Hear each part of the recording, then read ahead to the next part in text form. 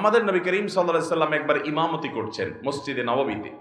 তিনি ইমামতি করা অবস্থাতে, আজকের মতো এত দালান কোঠালা মসজিদ তো ছিল না, ইমামতি তিনি শুরু করেছেন। সলাতের মধ্যখানে হঠাৎ একটা বাচ্চার আওয়াজ, কান্নার আওয়াজ, চিৎকার চেঁচামেচি।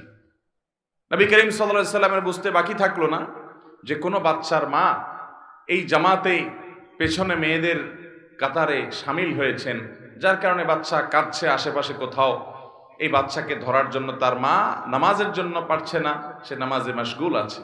নবী সাল্লাল্লাহু আলাইহি সাল্লাম নামাজকে তুলনামূলক অন্য সময় যেরকম দৈর্ঘ্য নিয়ে পড়েন তার চাইতে একটু কম দৈর্ঘ্য পড়ে সালাম ফিরিয়ে শেষ করে বললেন, কার বাচ্চার কান্নার আওয়াজ শুনতে পাচ্ছি, সে গিয়ে বাচ্চাকে ধরো।